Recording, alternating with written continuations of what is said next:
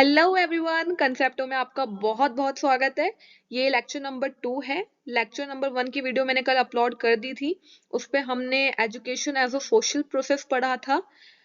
आज की वीडियो में हम पढ़ेंगे aims of education, specially changing aims of education in the context of globalization and role of education in promoting democratic and inclusive values. Notes बिल्कुल easy language में है, so let's begin. Meaning of aims of education. Aims of education are the goals or purposes that guide the entire teaching learning process. अब ये बार बार हम इस video में बार बार repeat करेंगे, AIIMS of education, AIIMS of education. अब इसका मतलब क्या होता है कि ये एक तरीके से पूरे समाज को क्रिएट करना बोल सकते हैं हम, पूरी सोसाइटी को क्रिएट करना. अब सोसाइटी किससे बनी है? हम लोगों से बनी है, इंडिविजुअल से बनी है. तो जो एजुकेशन है इस चीज का ध्यान रखती है कि जो इंडिविजुअल की पर्सनैलिटी है वो कैसी हो, वो किस तरीके से डेवलप करता है. और अगर इंडिविजुअल अच्छा होगा तो सोसाइटी भी अच्छी होगी. तो aims of education are the goals और purposes that guide the entire teaching learning process. पूरा टीचिंग लर्निंग प्रोसेस जिसको हम एजुकेशन बोलते हैं, इस पूरे एजुकेशन को गाइड करता है. They show what kind of person society wants to develop through education. अब ये भी शो करता है, जो हमारा एम है एजुकेशन का, वो ये चीज बताता है कि किस टाइप का एक पर्सन, एक इंडिविजुअल हमारी सोसाइटी क्रिएट करना चाहती है, किसके थ्रू? एजुकेशन के through. Now, changing aims of education in the context of globalization. देखते हैं इसमें क्या है.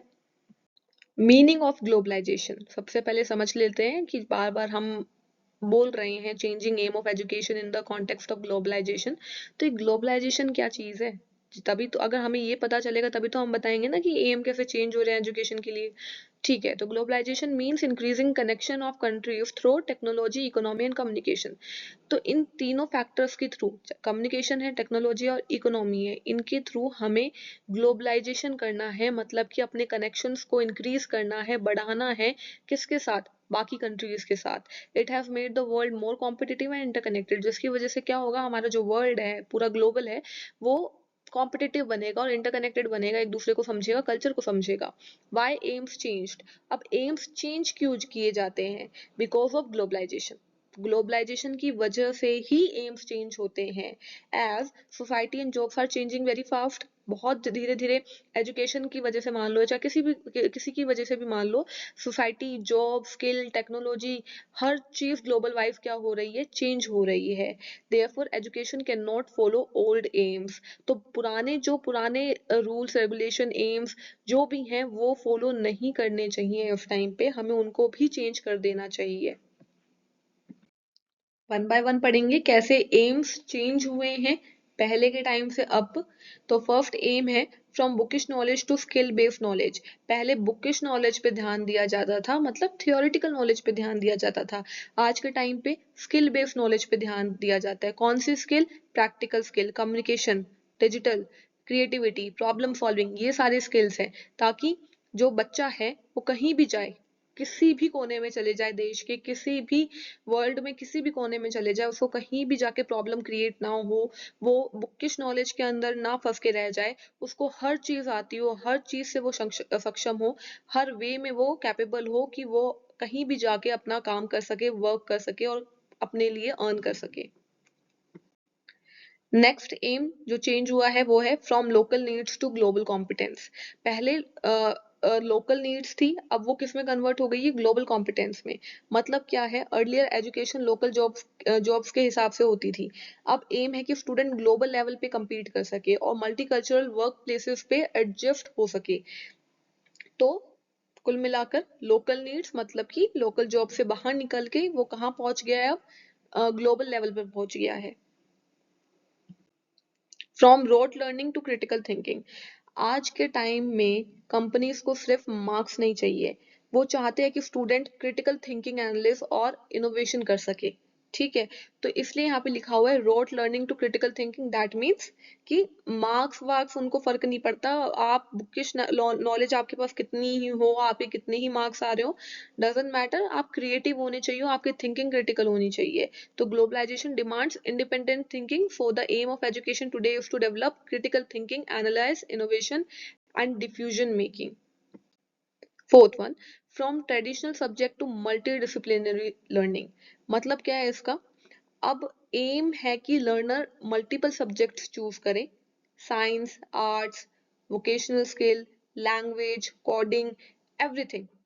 मतलब कि हर चीज चूज करे, एक ही ट्रेडिशनल सब्जेक्ट ना रह जाए, मतलब एक जो सिंगल सब्जेक्ट लेता था अब वो मल्टीटास्किंग बने, बहुत सारे सब्जेक्ट्स ले, डिफरेंट सब्जेक्ट्स ले, हर फील्ड में वो सक्षम हो, हर फील्ड में वो कैपेबल हो और वो फ्लेक्सिबल बन सके। ठीक है, तो एग्जाम्पल यहाँ पे दिया हुआ है NEP 2020 also promote multi disciplinary learning. NEP ने भी यही अप्रोच लगाई थी, इसी अप्रोच का सपोर्ट किया था। एनईपी मैंने एक्सप्लेन किया हुआ है पिछली वीडियो में, आप देख सकते हैं।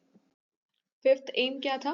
From national identity to global citizenship. पहले नेशनल आइडेंटिटी पे फोकस किया जाता था, आज के टाइम पे ग्लोबल सिटीजनशिप पे फोकस किया जाता है। मतलब क्या है इस पूरी चीज का? एजुकेशन का एम सिर्फ इंडियन आइडेंटिटी तक लिमिटेड नहीं है। अब स्टूडेंट को ग्लोबल प्रॉब्लम्स जैसे कि इन्वायरमेंट हो गया, पीस हो गया, ह्यूमन राइट हो गया, सस्टेनेबिलिटी हो गया, इन सब की अवेयरनेस भी होनी चाहिए। इन सब की अवेयरनेस देना भी एक इम्पॉर्टेंट एम बन गया है। नेक्स्ट एम क्या है? From teacher centred to learner centred approach. इसका हम डायरेक्ट मतलब समझे तो क्या है, आज एजुकेशन का एम ये है कि बच्चा एक्टिव लर्नर बने। ठीक है, किताबी कीड़ा बन के ना रह जाए। अब उसको एक्टिविटीज में, प्रोजेक्ट्स में, डिजिटल टूल्स की हेल्प से कोलैबोरेशन करके सब कुछ सीखना है, करना है, और एक्सपेरिमेंटल लर्निंग करनी है, ना कि वो ही सेम घिसी पिटी लर्निंग। आया स्कूल से, बुक उठाई, वही जो टीचर्स ने बताया है पढ़ लिया, उससे अब उसको बाहर निकल के लर्नर सेंटर्ड अप्रोच के ऊपर जाना है। नेक्स्ट एम है from fixed aim to life long learning. मतलब क्या है इसका? पहले के टाइम पे क्या होता था, एक स्टेज पर खत्म हो जाती थी क्या, डिग्री, एजुकेशन एक टाइम पे आके खत्म हो जाती थी। Now the aim is to make student life long learner so they can update skill throughout life. लेकिन अब एम क्या होता है किसी भी इंडिविजुअल के लिए कि वो हमेशा पढ़ना चाहता है, वो ये चाहता है कि मैं कभी भी आउटडेटेड ना हो जाऊं, मुझे हमेशा अपडेट रहना है, तो उसके लिए मुझे हमेशा पढ़ते रहना पड़ेगा। तो अभी एम क्या है? थ्रू आउट लाइफ, मतलब पूरी पूरी लाइफ तक पढ़ते रहो, लर्नर रहो आप। ठीक है, last aim is from job security to employability and entrepreneurship. The aim of education is to prepare students for self-employment, startups, creativity, innovation, earning opportunities in new sectors. मतलब एजुकेशन का aim entrepreneurship, creativity and innovation को promote करना भी हो गया है। तो हमने कुछ 8 एम्स पढ़े हैं जो चेंज हुए हैं अर्ली टाइम से अब में। ठीक है, तो वो 8 एम्स को आप अपने दिमाग में रखना। अगर इफ इनकेस क्वेश्चन आता है तो इतना इनफ होगा, लिखना बहुत हो जाएगा, और थोड़ा बहुत आप अपनी लैंग्वेज में भी ऐड ऑन कर सकते हैं। नेक्स्ट है role of education in fostering democratic values. अब इसका मतलब क्या है? ये जो चीजें लिखी है मैंने, role of education in fostering democratic values. क्या democratic values? Meaning democratic values include equality, freedom, justice, cooperation, tolerance and participation. जो एजुकेशन का रोल है अब किसके ऊपर फोकस कर रहा है? डेमोक्रेटिक वैल्यूज पे। क्या होती है डेमोक्रेटिक वैल्यूज? इक्वालिटी हो गई, फ्रीडम हो गया, जस्टिस हो गया। अगर हम पढ़ेंगे नहीं तो हमें ये सारी चीजें समझ ही नहीं आएंगी। तो इन चीजों को समझने के लिए आजकल के टाइम पे एजुकेशन बहुत इंपॉर्टेंट है, अवेयरनेस एजुकेशन से ही आती है। अब एजुकेशन ऐसा कर क्या रहा है ये डेमोक्रेटिक वैल्यूज को लाने के लिए, तो वो वन बाय वन पढ़ेंगे। फर्स्ट है teaching equality and non discrimination. Education teaches that all individual are equal regardless of caste, gender, religion, language और इकोनॉमिक बैकग्राउंड। हम स्कूल में जाते हैं, सबकी यूनिफॉर्म सेम होती है। क्या वो शो क्या करता है कि मतलब whatever be the caste, वो चाहे वो कहीं से भी आए, उसका इकोनॉमिक बैकग्राउंड कैसा भी हो, पर अब वो यूनिफॉर्म में है तो आप सब एक हो। इक्वालिटी वहां पे ये चीज दिखाती है। तो टीचिंग इक्वालिटी है नॉन डिस्क्रिमिनेशन की, डिस्क्रिमिनेशन मतलब भेदभाव नहीं होगा। Developing freedom of thought and expression. इसका क्या मतलब है? School encourage student to express idea, ask question and share opinion respectfully. मतलब एजुकेशन बच्चों को एनकरेज करती है कि वो अपने आइडियाज को फ्रीली एक्सप्रेस करें, डाउट्स पूछे जितने ज्यादा पॉसिबल हो सकते हो, और रिस्पेक्टफुली बातें भी करें। Promoting social justice. Education makes students aware of fundamental rights, constitution, duties and laws that promote fairness in society. मतलब क्या है कि स्कूल स्टूडेंट को फंडामेंटल राइट्स के बारे में सिखाते हैं, उनको सिखाते हैं कि कॉन्स्टिट्यूशन क्या होता है, ड्यूटीज क्या होती है, और जस्टिस क्या होता है, आप किसी के लिए राइट्स के लिए, किसी के राइट्स के लिए कैसे खड़े हो सकते हैं। ये चीजें एजुकेशन सिखाती है। फोर्थ है encouraging participation in decision making, मतलब group work, classroom discussion, student council, यही चीजें तो हम स्कूल में जाके करते हैं। ग्रुप में प्रोजेक्ट्स अगर मिल जाएं तो हम टीचर्स क्या करते हैं, ग्रुप बना देते हैं कि आप ग्रुप वर्क के साथ ही इस प्रोजेक्ट को कंप्लीट करेंगे। तो ये सब चीजें सिखाती क्या है, ये सब चिल्ड्रन को डिसीजन मेकिंग में पार्टिसिपेट करना सिखाते हैं। नेक्स्ट है रिस्पेक्ट फॉर डाइवर्सिटी,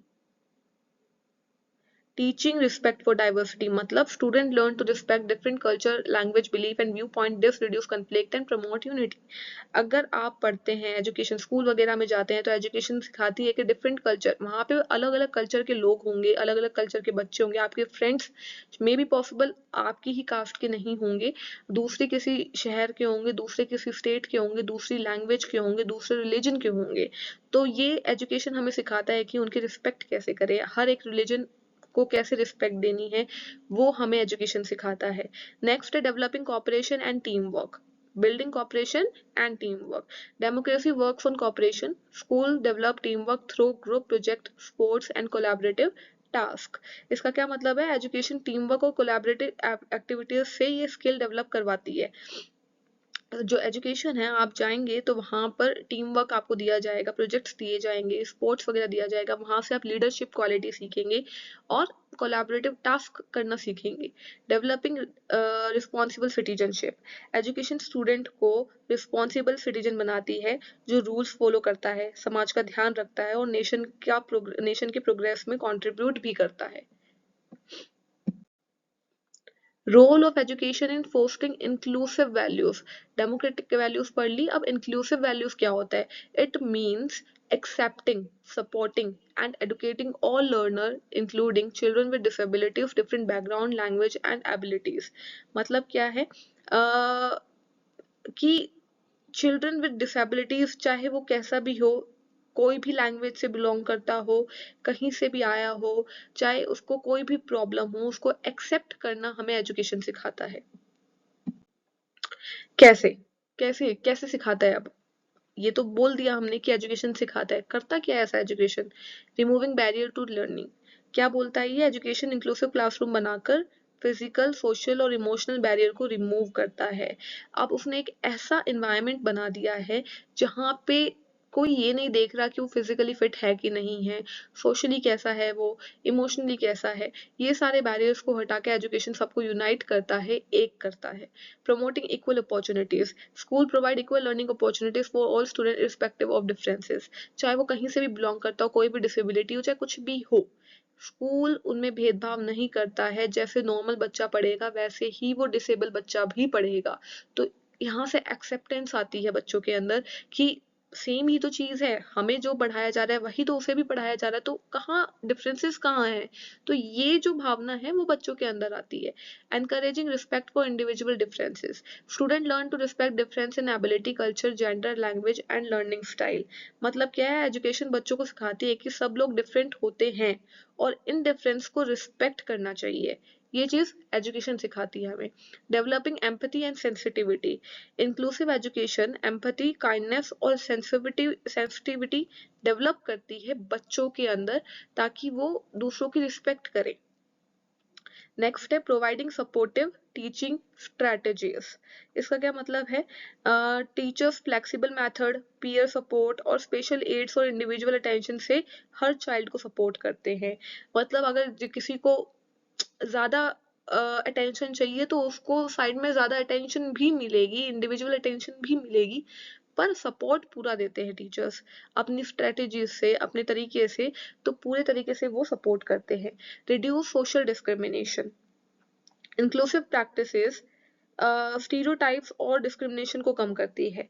कैसे, क्योंकि इंक्लूसिव प्रैक्टिसेस होती क्या है, सबको एक साथ लेकर चलना, कोई भेदभाव नहीं करना, इक्वल अपॉर्चुनिटीज देना। तो इससे क्या होगा, स्टीरियोटाइप्स मतलब कि छोटी थिंकिंग जिसकी है, ब्रॉड माइंडेड जो लोग हैं उनकी थिंकिंग कम होगी और डिस्क्रिमिनेशन कम होगा। Building a sense of belonging, मतलब क्या है, एजुकेशन एवरी लर्नर को फील करवाती है कि वो क्लासरूम का एक इम्पॉर्टेंट हिस्सा है। तो student feel they are part of the class and school community. This improve confidence, participation and self esteem, जिसके वजह से स्टूडेंट के अंदर एक कॉन्फिडेंस डेवलप होता है, पार्टिसिपेशन डेवलप होता है और एक सेल्फ कॉन्फिडेंस आता है।